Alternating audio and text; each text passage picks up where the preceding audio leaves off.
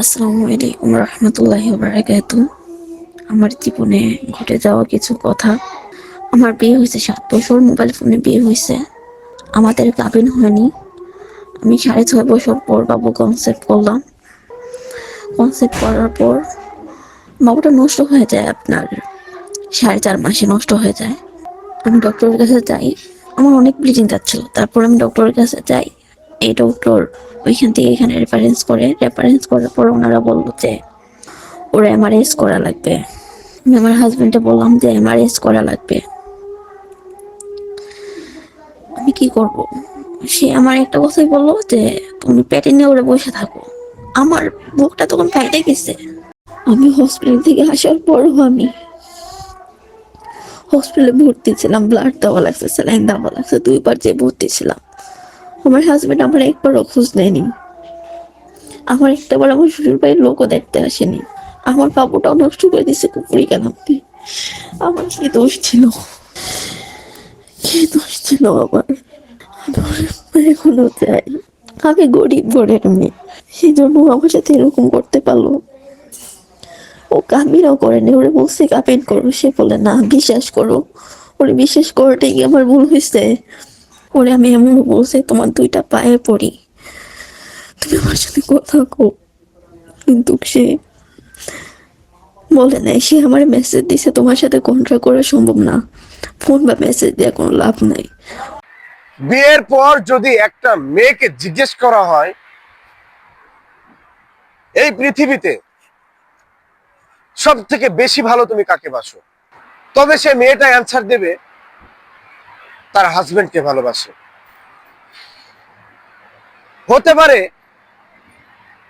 তার বাবা মা তাকে অনেক কষ্ট করে লালন পালন করেছে।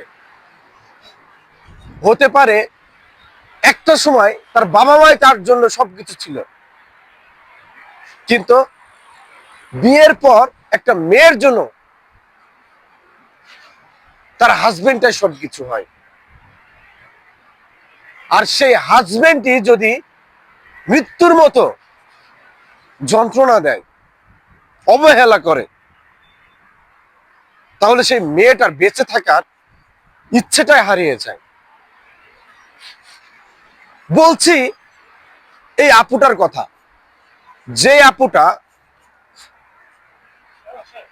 কান্না করতে করতে তার জীবনের গল্পটা বলেছে।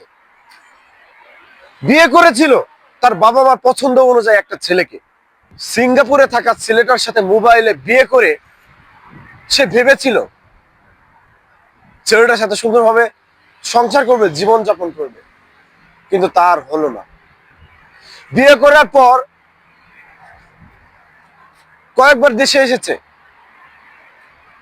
এবং 2বার বাচ্চা নেওয়ার চেষ্টাও করেছে, বাচ্চা পেটে আসছে, বাট তার পরিবারের মানুষ 2টা বাচ্চাকে এই পৃথিবীতে আসতে দেয়নি। বিভিন্ন রকমের কুফরি কালাম পড়ে বাচ্চাগুলোকে নষ্ট করেছে। এবং একটা সময় বাচ্চা নষ্ট হওয়ার কারণে যখন ওটিতে ভর্তি থাকে, সেই অবস্থায় তার হাজবেন্ডের দূর থেকে হলেও খোঁজ খবর নেওয়ার কথা ছিল, তার হাজবেন্ডের পরিবারের পাশে থাকার কথা ছিল, বাট সে কাউকে পাশে পায়নি। ইভেন এত কষ্ট পার করেও যখন সে ভাবলো যে যা হয়েছে হয়েছে, সবকিছু মেনে নি, আগের মতো করে ভালোবাসে হাজবেন্ডকে, না, তার হাজবেন্ড তাকে অবহেলা করে গেছে। ইভেন লাস্ট 1.5 মাস কোনো যোগাযোগ রাখে নাই মেয়েটার সাথে।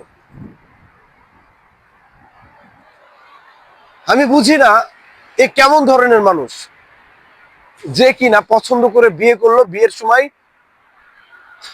কত ভালোবাসা দেখালো, ভুল না থাকা সত্ত্বেও আজকে মেয়েটাকে কান্না করতে হচ্ছে।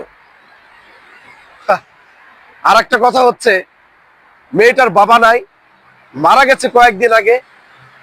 ছেলেটা বুঝে গেছে মেয়েটার পরিবার এখন অসহায়, ইনকাম করার কোনো মানুষ নাই, তাই এমন ভাবে তাকে যন্ত্রণা দিচ্ছে, যেটা একটা বউ হয়ে তার হাজবেন্ডের কাছ থেকে আশা করতে পারে না। আমি এই ভিডিওর মাধ্যমে এতটুকু বলতে চাই, দয়া করে মোবাইলে কারোর সাথে বিয়ে করবেন না। মোবাইলে কারোর সাথে বিয়ে করবেন না, কারণ এইসব বিয়ের না কোনো ভ্যালু থাকে না। ছেলেটা বিয়ে করেছে, আজ পর্যন্ত কাবিনটাও করে নাই। আসলে তার ইচ্ছাই ছিল এমন যে বিয়ে করার পর প্রতারণা করবে। ছি, মানুষ এতটাও নিকৃষ্ট হতে পারে, বিয়ের পর বউয়ের সাথেও এতটা খারাপ ব্যবহার করতে পারে, এমন বেইমানি করতে পারে।